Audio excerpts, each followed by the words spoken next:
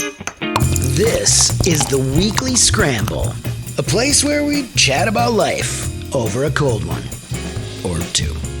It's time to belly up to the pod with Mike Fratelloni and your host, Chris Reuvers. That's right. It's time for the Weekly Scramble podcast. My name is Chris Reuvers. With me, as always, his name is Mike Fratelloni. Hello, Michael. How you doing, Reuvers? I'm doing good. I'm going to warn you and the listener ahead of time. It's not nearly as bad as it was for me a few weeks, if not a few months ago. But I'm playing hurt. Okay. I'm not sick. Everything's fine. Sure. I had two sons playing travel baseball over the weekend, so I did some cheering. You got two women pregnant at a baseball? Oh, you had both of your sons were playing. Correct. I thought you said you had sons. I was like, man, you've been getting chicks pregnant all over the place. So my voice was horrible joke, yesterday morning. It was bad. Like Okay. I remember getting up and trying to talk to each of them. I go, oh my God, am I going to go to work today? Like it was one of those deals. So I'm improving each day. The throat coat helps a lot. So here we are. We're ready to go. You know, one thing I'm going to talk to you about is we get a lot of comments that when you get your nose, when you have your allergies, Yeah. right? And they're like, he's got asthma. I'm like, whatever. There's a company that does this thing. I'm not going to say them now, say their name, but I'm going to call them and say, you need to do this to Reuvers so he can expand his airways. And then you're going to get $1 million signing bonus from these people. Nice. Because people are going to see when you're The congested transformation. to not congested. Yeah. And they're going to say, I'm going to this place. But I think it could be, I mean, you could make hundreds of thousands of dollars with this company. I love that idea a lot because I like money. Make a note of that right now. Very good. Okay. Well, and it's because too with the Canadian wildfires, because I was up in Cambridge on Friday with my oldest son, and it was really bad up there on Friday. Oh wow. And then Saturday night it got a little bit bad too in my neck of the woods. But anyway, no one wants to hear about that. But you know what? As long as I mentioned it, I do want to give a quick shout out. Both my boys love baseball. It was so much fun, and my 10-year-old son's team, the Jordan Hubman 10U team, lost the state championship game on Sunday evening, basically. It was so cool. Those kids, and they're such an easy group to root for, but I was proud of their accomplishments. That was so great, and they're such a great group of kids. But can I tell you, the best feeling I had was at least 4 different people from opposing teams came up and said, your boys are the easiest group of kids to cheer for. Oh, that's nice. They're respectful. They don't taunt. They play the game hard. And that's the kind of thing you want to hear, not only as a coach, but just as a parent. That you must want to hear stories about your kids being great. Yeah, like I don't. Right? Okay, if they struck out and I got the same compliment, I would feel just as good as if they had won the state championship. And, you know what I mean? Like that was just cool to hear. So anyway, You know, I'm going to pull a little bit of Trump here. okay. You cannot stop the show to congratulate losers. Your kids lost. They didn't win. Right? Like when we lose wars, Sure. or when we get Okay. caught when Fair we're prisoners enough. of war. Fair enough. And Trump says those guys are losers for Fair losing enough. the war. Fair right? enough. Fair enough. Yeah. Okay. So but I appreciate you on that. Congratulations to your boys. That is a big deal. That's a lot of fun. Yeah. And did they take it? We're going to digress. Talk about kids baseball for one more minute. Did they up their game and attitude? Like did they put on a game face? Oh, dude, it's cool to watch because this is the same group of kids that lost the state championship basketball game back in like March. Sure. And they're just a kind of that group of kids that kind of knows when to turn it on. Sure. It's fun to watch. It really is. And So he played that game. Was that the same day Buxton hit through the cycle? it was the day after. Oh, because I was like, you cried because of that, and then you cried because of your son's game. Okay, I do have. I promise I have a story to get to. Okay. I was not even thinking about bringing this up, but I Sure. might as well. And this can actually be our first subject for today. So Friday, I'm leaving Cambridge with my oldest son and his buddy who's hurt. He wanted to ride with us because he just wanted to hang out for the day. Nice. Who's on the team, but he's injured and can't play right now. And we were leaving Cambridge. Bilateral leg weakness? No, he actually dislocated his hip. Are you kidding At me? 13, yeah. Man. And I felt bad because Andy's an awesome kid and he loves baseball and he had to miss basically the entire season. I haven't seen anybody break their hip since that time in 11th grade when I dated my teacher who was retiring. That was a joke, like I broke her hip. Dear God, Michael, That was what's kind of wrong funny. with you? That was kind of funny. So- I didn't work the thing, but go ahead. Okay, so we leave Cambridge, or actually it was technically Isanti, at about 5:15, 5:30, somewhere in there we left. And I said, and I thought, okay, you know what? Because I always get notifications about twins and whatnot. And I said, all right, boys, here's the deal. Because we were basically going to sit in traffic for 2 hours going from Isanti back to Jordan. because it's about an hour and a half trip, but with Friday afternoon rush hour, it was going to take us close to 2 hours. And I said, guys, I got an idea. And of course, William's like, oh God, now what? What's he up to, right? Let's go to the game. And I said, well, the Twins are playing the Pirates, and Paul Skeens, like the best pitcher in baseball, is going to pitch for the Pirates. And I always like going to watch elite talent if the situation. Sure. So I have a way to get tickets. Hey, I go, I'm not looking for anything special. Just get me in the ballpark, right? Because those all access ballpark tickets, by the way, ladies and gentlemen, they're the best. So if you have 3 kids, you can literally buy $30 tickets. Granted, you're not going to sit lower deck. $30 worth of days, 3 $10 tickets. No, well, $30 a piece, but it gets you in. Well, yeah, but it gets you in the door, and we ended up sitting in decent seats, down the third base line. You spent $90 on tickets. I didn't. Okay. I did, okay. but I'm saying it's a very if it's a really cool game. Yeah. The Twins, and sometimes it's like $25. I think they moved it up because of who was pitching. Okay. So anyway, because I thought you got in for $5 sometimes. Well, you can. Okay, but you can if you go like on the secondary market and things like that. Go ahead. Yes. But because he was pitching, the secondary market was really high because I checked there first in any event. So we were going to go to Target Field. This is Friday evening. I thought, wow. The secondary market's really high for a Friday night baseball game. And, Twins attendance has been down a little bit. And then it was pointed out to me by one of the other parents at the game, at my son's game, that said, well, Nellie's playing tonight. Oh, after the Twins game. And I went, oh, crap, I didn't even think about that. Well, I'm not staying for that. I still want to be in bed by like 9:30. Okay. So it was a 7-10 game. And again, Paul Skeens was pitching for the Pirates. So the 2 boys and I, we went and grabbed some wings at my stop, Tom's Watch Bar. Love that place. I had the loaded tater tots, which are so good. Anyway, don't digress. Anyway, and here's what I forgot to equate to all of that, because we got in. Yeah. We started to walk around the ballpark, went and said hi to my guy, AA Adam Abrams, the public address announcer. Sure. Gave him the knucks, and the boys thought that was cool that I know the guy that announces the lineup. And all of a sudden I started to notice, why are there, half the crowd was women girls between the ages of 18 and 30. Really? At the Twins game. And they were traveling in groups of 5 and 6. I'm thinking, that's odd. Okay. And I'm thinking, all right, well, whatever. The boy's like, I like baseball games way more than I used to. I caught these 2 13-year-olds looking in various directions from time to time. And so I thought, well, maybe they're here for the Nelly concert or whatever. No. Do you know what it was? So we're sitting down. We were in the second row of the third deck, about right straight up from the third base dugout. Okay, so a nice view of the skyline downtown. Sure. Beautiful night, and there were 6 girls sitting in front of us. Again, they were, I would guess, they're in their early 20s. They not even mid 20s. They were in their early 20s, and so I was curious, right? And I didn't want to be creepy. And so I just said, hey, can I ask you a quick question? There was nothing going on. She goes, yeah. And she's like, oh, do you want me to take your picture? Meaning me. And I go, yeah, sure. Thank you. Because I wanted to ask her a question. I said, how many Twins games do you girls come to every year? And they all started laughing. And I said, well, because we saw it on social. Do you know why? Because they had the largest crowd ever for a game this year. What was it? This was the first game they had sold out. Because Paul Skeens' girlfriend is none other than social media influencer Livvy Dunne.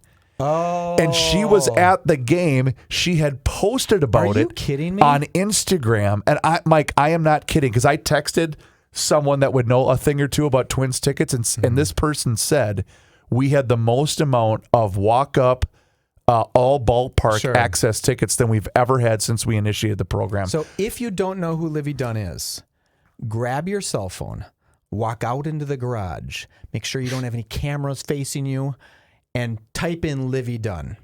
Do not let your wife see you do that, because you will get in trouble. Right? You don't want to be caught searching Livvy Dunne in the dining room with your wife. And here's the thing, and I am not here to rip anybody or anything, because it's a free country, and that's what makes this country the greatest place in the world to live.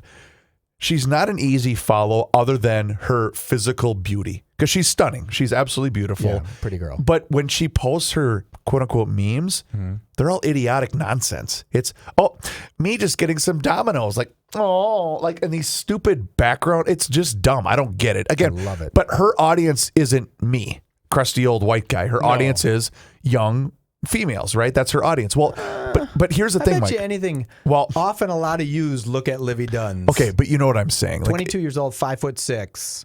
Former, was she LSU gymnast, I think? Yeah, that's where they met because he was a baseball player at LSU and she was a gymnast, and that's where they met. But my point is, that is power right there. So do you when you talk about social media influence, and I can see why, ABC Manufacturing. I'm just rattling off a generic company. I can see now why she makes $10 trillion a year. Whose house did she just try to buy? Babe Ruth. Babe Ruth. That's where I was going. So she attempted to buy Babe Ruth's New York City apartment, and she was denied. Okay. Because I believe it was they didn't want that type. They just didn't want that. A bunch of prematurely gray-haired 40-year-old women are like, I'm sorry, you cannot move into this building. Do you think that's what they were doing?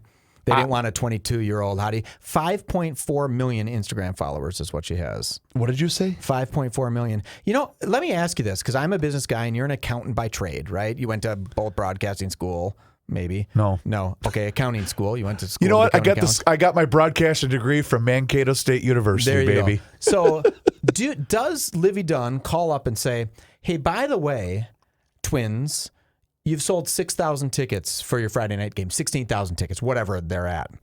I'm going to post that I'm coming to the game and where I'm going to sit. Yep. And you're going to sell 10,000 more $30 tickets. I want half of that money. That's pretty ballsy, though. Why?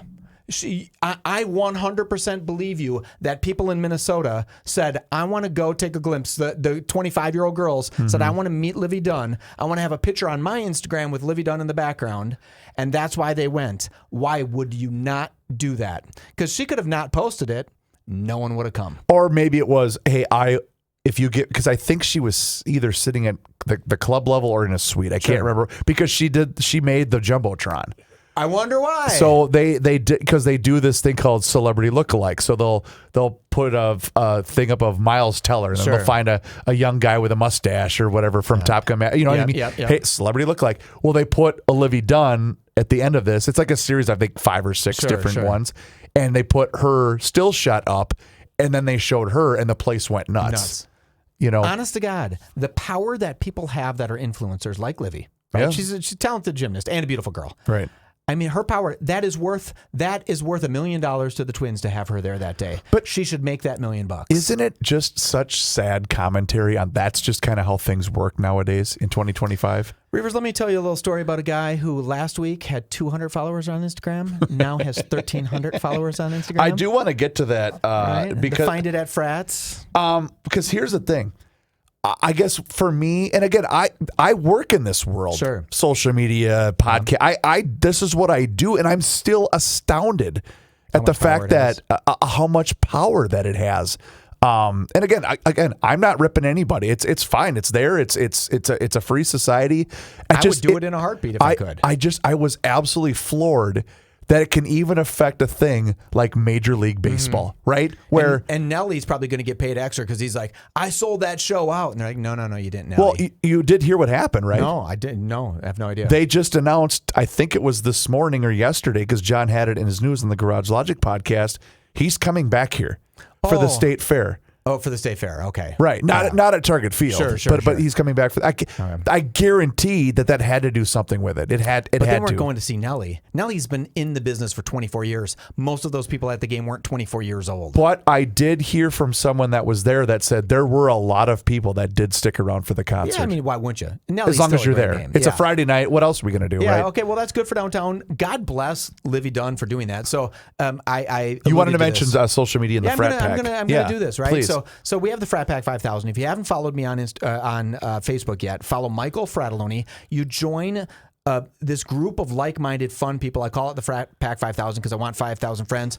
And we've just developed this great friendship we are at like 2,800 people, right? Yep. So follow us that. But Fratelloni's is doing something. So the company, Fratelloni's Hardware, is doing something called Find It at Frats.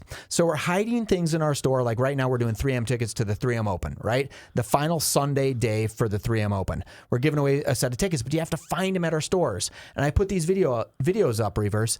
These videos are getting 20,000 views. Are you kidding? No. they're getting a ton of views. And then people are hustling in to the store to try to find the tickets and the little bit of swag. That's really cool. And we're going to keep going on this because we don't show, when you look at our posts, we don't show all these views, but we get to see the background analytics. People are seeing these videos. People are talking to me. Other restaurants and other businesses are giving me things to give away for their restaurants. You're kidding me. No, it's just lighting on fire. So do me a favor. Follow us on Instagram at Frattallones, just Frattallones, Frattallones, 2 T's, 2 L's, O-N-E-S. Follow us because we're giving away so much stuff with this Find It at Frats. We're going to do it for the next couple hundred days. And I want to really drive that Instagram up because it's so powerful. We're thinking of like the We Are Nuts guys, right? Yeah, for sure. And if I can do a Find It at Frats with the We Are Nuts guys, everybody's already going there to take pictures of the We Are Nuts, which is really cool, right? And I just, it's so weird. I'm experiencing, and this is dumb, Reuvers. I have 1,300 followers on Instagram, right? Frattallones does. Sure. It's not even me. I just have that. But it's so stupid. But I get a little feeling of what Olivia. You get that dopamine? I get a little bit of, oh my God, 20,000 people just saw that video. My daughter put up a video on TikTok on an account that was started one day. She put up one video with the account, had 17,000 views on it. It's shocking how many views social media can get. So Find It at Frats. Go to Frattallones. Follow us on Instagram. Follow me, Mike Frattallone, on Facebook. I know this is a lot of work. I'll invite you to the Frat Pack. Come to the Frat Pack, and it's the coolest of the cool people. I really love it. That's really cool. Well, so speaking of the Frat Pack 5000 Facebook fan page, I really, really, really, really think that this is so cool that all of you listeners of both the Weekly Scramble podcast and the Garage Logic podcast are supporting the people that support us, including Randy, which, by the way, Randy, we love you, right? Because sure. Randy's a top contributor to the show and to the social media pages. He 100% did this as a humble brag, by the way. So he went to Frattallones. Yep. He bought himself a couple of canisters of We Are Nuts, and then he took it with him on vacation and posted it from his hotel room in the Netherlands. Oh, there you go. Oh, okay, yeah. Randy. Sick brag, dude. Yeah, I mean, that is a pretty sick brag, actually. That's Although, pretty cool. Randy, I would 100% It is kind of funny that people are taking their We Are Nuts packaging all around cool. and sending, and people are doing in our stores right now. They're doing videos that they're putting on their social media for like a We Are Nuts end cap commercial. It's pretty cool. Awesome. I've never seen anything like this. It's very cool. So again, We Are Nuts and wearenutsmn.com. You can find them at every single one of the Frattallones hardware and garden stores locations with those cool, sweet new end caps. But for you people that are unable to visit one of the Frattallones locations, go to their website. They have a very, very cool promotion going on right now through the end of the month of July. Again, wearenutsmn.com. And if you use the discount code GLNuthouse, you're going to get $10 off the famous Best of Toffee Nuts. It's the Nut House 4-pack. It's really cool. It's got the maple bourbon toffee almonds, the original toffee peanuts, the cinnamon toasted toffee peanuts, along with the hot toffee peanuts. That's right. We call them the hot nuts, Mike Frattallone. But you've got to use that discount code GLNuthouse when you go there to check out. You get one use per customer. But that doesn't mean you can't go back time and time again. But yes, Michael. By the way, Max Hardware in North Dakota and South Dakota. Max Hardware, MACS. Yep. Also carries the We Are Nuts now. Sweet. 14 more sites. So if you're up in, a lot of people listen to us in Fargo. For sure. If you're in Fargo or Bismarck or Devil's Lake or Detroit Lakes or Huron or Watertown or Sioux Falls, a lot of people listen to Sioux Falls. Yes. Go to Max Hardware because they have the We Are Nuts now too. Fantastic. It's wearenutsmn.com, the Weekly Scramble. We will be right back. Bring up this story, Michael, but I feel as though I owe it to you. Great. Are you aware of this great city of Minneapolis, Minnesota, and what their latest gimmick they're trying to pull off? Are they going to double the amount of the police force? Not quite. Are they going to lower property taxes? No. No. In fact, this might make it worse. Oh, no. Last November, the Minneapolis City Council's Public Health and Safety Committee asked city staff to explore the idea of government-owned grocery stores as a tool to combat the city's problems of food insecurity and food deserts. Time out quick. Get out your paper and pencil and start writing down your thoughts because I need to get to this stuff as I watch your head explode. Now, on Wednesday, city leaders, that would be tomorrow, city leaders are prepared to review a research presentation on the subject. Ward 2 council member Robin Wonsley is open to the idea of municipal grocery stores in the city. Wonsley says it's clear the private market is not meeting the city's needs. Quote, "We want to see what options are ahead of us and how we can leverage every tool we have at the city to make sure our residents have access to fresh produce," Wonsley said. "The research that we received is very exploratory and provides examples of where other cities have stepped up to provide food resources for their residents where there was an absence of a grocery store. So we'll learn what other peer cities have done." Meanwhile, the president of the Minnesota Grocers Association, former Republican state representative and buddy of Garage Logic and the Weekly Scramble podcast, Pat Garofalo, is weighing in. Quote, "This is the exact opposite of what the city of Minneapolis needs right now," Garofalo said. "They are sending the message that anyone who comes to Minneapolis now has to compete with the government. That's a horrible idea." Horrible idea. Garofalo says, in an industry, I'm almost done, 2 more paragraphs, and then it's all yours, Mike. I'm seething. Garofalo says, in an industry with notoriously small profit margins, he is skeptical that government-run stores will be able to succeed, while wary of privately owned businesses that would have to compete against a publicly subsidized government entity. Quote, oh, this is so great. This is again from Garofalo. "I just know that we've seen it from other communities that have tried this, that it's a bad idea, that it's going to make the problem worse, not better. And it's going to be very, very expensive," Garofalo said. "Other cities that have done this, the most common outcome is that they don't work, they're expensive, and then they close." Mike, you know a thing or two about running a store, owning a business, and dealing with the city of Minneapolis. I give you the floor, sir. You know, it's funny. In that thing that you read, it said Garofalo was skeptical. He's not skeptical. Garofalo's not an idiot. It's very obvious that this won't work. And I understand, and I kind of get a little bit of what they're talking about, right? There's food deserts in North Minneapolis, right? Why is there food deserts in North Minneapolis, you might ask, Reuvers? Mike, I want to ask you, why are there food deserts in Minneapolis? Because when there's a Target and a Walmart in North Minneapolis that can't get police to come and stop shoplifters, Target and Walmart say, this isn't worth it, and they leave, right? It doesn't... Here's the nice thing about greed, right? The nice thing about greed is no one greedy gives 2 shits about who buys from them. If Target could make money in North Minneapolis, there'd be the biggest one right there. The biggest Target there in 2 seconds. They don't care. They want the money, right? And that's an easy thing. What's Target's overall goal about putting a store in North Minneapolis? To sell stuff and make money. Right. And when they can't make money, that means no government run a store, period, could ever do it without it just being a complete joke. The only nice thing about this whole thing, Reuvers, the only nice thing is when these government grocery stores open up, I would suggest that if you're a member of the community that lives around that government grocery store, just go take everything. Don't pay for one thing, because the city of Minneapolis for years has not stopped people from stealing from That's a good point. Target or Walmart or other retailers. They just don't have the manpower to do it. So why would the government have the audacity to charge their customers when other people can't charge because people can just steal from them and they can't do a damn thing about it? So if this government grocery store opens up, if they're freaking stupid enough to do it, just go steal shit from it all day long. There's no reason not to. Why? What are they going to say? Mike, where are you going? Oh, I got to go pick up a couple of things. I'm not going to pay for it. Remember how eggs were once $15? They're free at the government grocery store. The government wouldn't have the balls to call the police to arrest somebody stealing from them. It's such a stupid idea. It's like everyone on the city council. Oh, by the way, little caveat. I think Minneapolis is coming back. I really do. Despite the lunacy of what's happening there, I think it's actually coming back. Uptown, where I own a bunch of property and we have a store there, Uptown's looking kind of better. I don't want to be outside in Uptown at 11 o'clock, right? But it's getting better. I was talking to a guy who owns a bunch of property in Minneapolis the other day, right around in Uptown in the wedge between Lindale and Hennepin. And I said, how is it? And he's like, it's 1% better.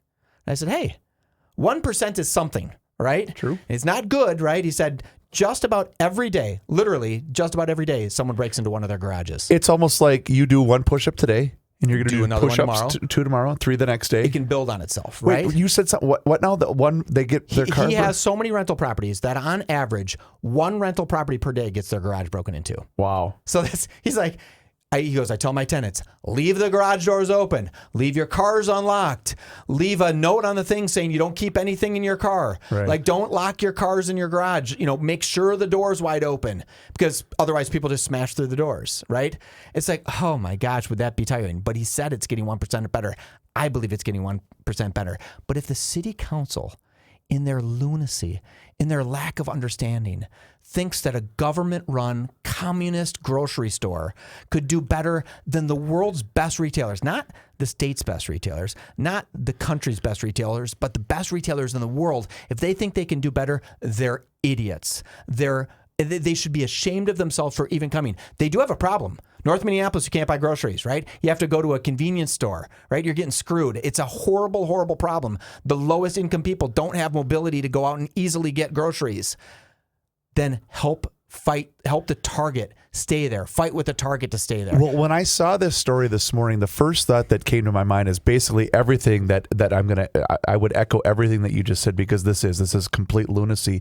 But do you recall, and I don't remember if it was the city of Brooklyn Center or the city of Brooklyn Park. I don't recall which one it was, but it was the one the Walmart closed, and it was the one that was basically on the border of Minneapolis. Sure.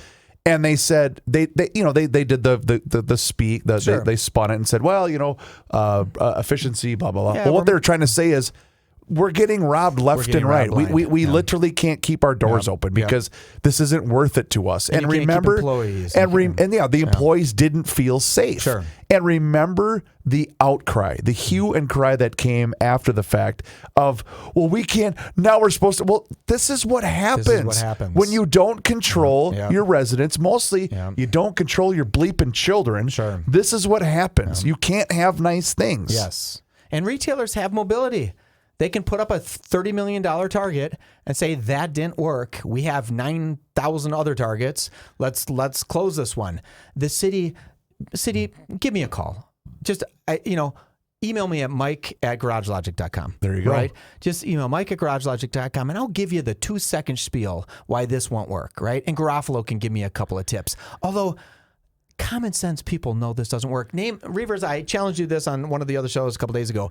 Name one thing that the government does better than the private sector. I just cannot think of it. And you can't say building roads, because private sector can build roads better.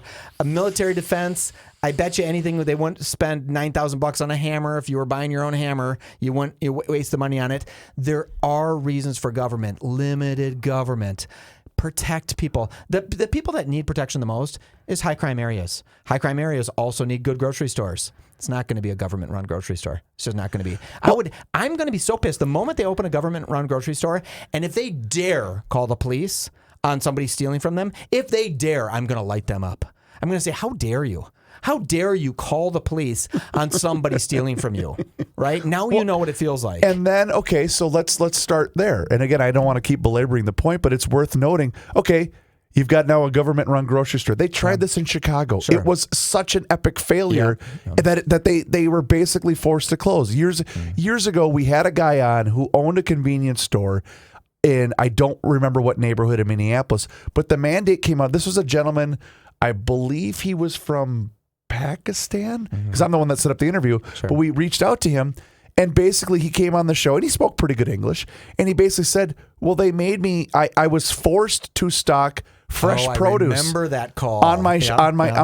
So first of all, I had to remove stuff that was probably going to sell. Pringles. People wanted Pringles, and I had to put lettuce, and I had to put all this stuff up because it was mandated by the government, and every day I had to throw stuff away because no one was buying it. And I thought, why? Why do I need to put stuff on my shelf that the city of Minneapolis is making me do that I know I'm just going to end up throwing away anyway? So if you're listening to this and you're on the left side of politics, right? I truly believe, Reuvers, that we should start a party, and I think there is one, the Common Sense Party. We are right smack dab in the middle. Or America Party. We're going to join Party, Elon. but maybe just the Common Sense Party. If you're on the left side and you're a weed smoker, right, and you're thinking that weed should be legal, wait till you see what Minneapolis is doing to the weed market, Reuvers. They're adding tax. They're taking away write-offs. So I know some people that were planning and did get permits to open stores to sell legalized marijuana. Sure. And you know what they're saying now? What? It's probably not going to be worth it. Right. We don't even know if we're going to do it. They've taxed it so much that now the guys that are opening these stores everyone was excited for these stores to come in, right? Yep. Everybody wanted low price, high quality pot. And then these guys are saying, well, shoot, it's not going to be worth it. There's no margin in it. The city made it non-marginable, not where you just could. The government could probably do that. The government could probably run a good weed store because they do like good municipal liquor stores, right? Where they say, no one else can compete with us. We're the only person in town that can have this liquor store. Isn't that funny that the only liquor stores that can make it, like the only government stores that can make it are the stores that mandate that they're the only ones that can sell it? Right. Right? And maybe the government grocery stores could work if no other grocery store could be in town. And that's the road I kind of wanted to take this with also, Michael. Is okay, now it's a government-run grocery store. What's next? What's next? Okay, Pot stores, drug stores, liquor stores. Liquor stores, hardware stores. I mean, what's next? I mean, my God, if... I don't want to put words into your mouth, but if like I said, if the private sector decided that, hey, this isn't going to work in this specific location, what in God's name makes the government think that they're going to be able to pull this off? Yeah, but they don't need to be profitable. In fairness to the government, they don't need to be profitable. But then that's another damn drain of our and waste of our tax dollars. I don't want to leave this segment on a low note because I really don't, because I truly actually believe that Minneapolis is looking better. You said it yourself, you rotten liar. No, remember you were downtown right. and you said Minneapolis is actually kind of looking better. It was Memorial Day weekend. I took my two boys downtown for the Twins game, and then we were gonna try to go to the Wolves game. And I thought it's vibrant. Yeah, it's kind of fun. But again, and the same thing. I was there Friday night. All right, but again, it wasn't as good as Memorial Day. I saw a lot of riffraff tweet, and again, I made the decision. Okay, boys. We're not going to stay for the whole game because I promised my William's buddy's dad we're not going to be here past when it gets dark out because I would say the same thing if my kid was. You know what I mean? Yeah, you want someone to. We were in the car before 9 o'clock and we were on our way home. But I will say this: there was a little bit of let's walk on the other side of the road, guys. Let's not walk. But for the most part, I felt relatively safe and whatnot. You had a chance to give those two boys the best night of their lives. You could have said, boys, this is what 20,000 20-year-olds look like, all watching Nelly. And the boys could have sat back, watched a Nelly concert, because Nelly will pull people up on stage, right? And then he does that thing where he dances on top of them. The girl leaves just sweated on. She's just all sweaty from Nelly just rocking it. I might say, hopefully we're at the State Fair when Nelly's there, and we can get him on this podcast. You think we could do it? I don't know. We're a common sense group. We are. Answer's probably yes. North American Banking Company is also here for you, by the way, with 6 convenient Twin Cities locations to serve you, whether it's Roseville and 50th in France. That's the home of yours truly. But you know what? I've been known to make a stop in Hastings as well. Also Woodbury, Shoreview, and Maple Grove. North American Banking Company offers all of the services as the other big national banks, whether you're looking to buy a home, maybe finance a new home renovation project, or get that new car that you've been dreaming about. Their experts will be able to help you out. And they also offer all of the same online and mobile banking options as the other banks, but the key difference is you're going to get the unparalleled service of a community bank. And they are also locally owned and operated. And here's why that's important. That means that loan decisions are made right here in the Twin Cities. They are not sent out of state. So this helps you business owners solve problems quickly and expand your business with confidence. They deal with numbers every single day, but you, your family, and your business are never going to be one of them. So check them out online today. It's nabankco.com to learn more. Once again, it's banking done differently. North American Banking Company, member FDIC, is an equal housing lender. The Weekly Scramble. Anyway, all right, you ready? Yep. You have a story that you'd like to share with the class, Michael. I do. It's kind of a sad one. It's maybe you've heard of this. Rest in peace.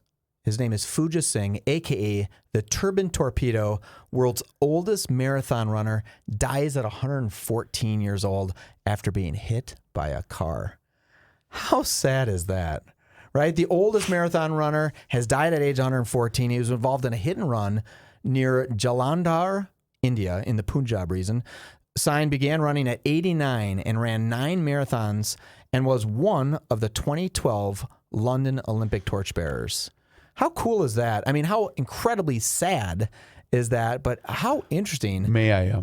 Yeah. May I ask an indelicate question? Sure. Did the hit and run happen during a marathon? No, I don't think it happened during a marathon, but I do really like that the Indian Prime Minister, Modi, paid tribute to Sain, where he nicknamed him by fans the turbaned torpedo, because he must have been fat. And he was a Sikh, and he wore this great head thing. And, there was another line in there that I really loved. He was part of a running club, right? Hold on, I got to find it. He was part of the running club that was called Sikh in the City, a little game on Sex in the City, right? I Sikh see. in the City. And that running club confirmed his death. But 114 years old, ran marathons when his wife passed away. Sounds like a really special guy. We wanted to pay a little tribute to him. So that's a big deal in the late 80s to be running marathons and still being as little as 12 years ago when he was 100, still running as a torchbearer. Anybody doing a marathon at any age is an incredible feat, let alone doing it when you're 100 years old. Yeah, thank God he didn't die running, because that would have, I didn't mean it like that. He did get hit by a car. He might have been hustling across the street. Well, maybe he should have been running. He might have stepped up the pace a little bit more. See, why did I have to say that? Being disrespectful, and I didn't mean to do that. Right? Because I really do feel bad for the guy. Run! Yes, run. Get across the street. But how cool is that? And he has the big turban. He has the big beard. God bless him. Will you do me a favor and forward me that story, because that might come up in the John Height newscast Okay, we'll come up tomorrow. because- I will send that to you. That's on our show notes. We'll get. Yeah, that for you. we'll have to. Reuvers, I don't know if you heard this other story about my wife, and I didn't text this to you yet, but she found out she was adopted. Oh, I did not know that. Yeah, so I was trying to comfort her because she was really crying, right? Well, I can understand. That's probably something, that's very emotional to find out. Yeah, it was kind of sad. She didn't expect it, but it was kind of weird because what she did, she asked me if I could just make love to her. Lucky you. Yeah, and I said, yeah, I'll be glad to, right? And she still was, but we got into it, but unfortunately that led to even more tears, because on reflection, I guess shouting out, "Who's your daddy?" was a little insensitive. You get it? Who's your daddy? Right, Reuvers? right. You get it? I've been emotional given the news that just surfaced. You don't want to say that. No. Because she didn't know, because she was adopted. Now, side note, make sure you tell your mom right now. Mom, Nicole was not actually adopted. This is just a joke. I love that we have to do the disclaimer for your mom, because she's going to take that at face value. She's so great. She's like, why would you tell a story about making love to Nicole? Oh, my God. Everyone who's been married for a while and listens to the show knows that any time I start a story with my wife and I were making love, it's probably it's a made-up story. A little bit of a fantasy story. Reuvers, you are the best. Thank you, Michael. Please do us a favor, rate and review the show wherever you happen to be listening to the Weekly Scramble podcast. It helps other people find the show, and it really does truly make a difference for us, and we do appreciate it. His name is Mike Fratelloni. My name is Chris Reuvers. Thank you so very much for listening to the Weekly Scramble podcast. We'll talk to you again next time. Until then, cheers.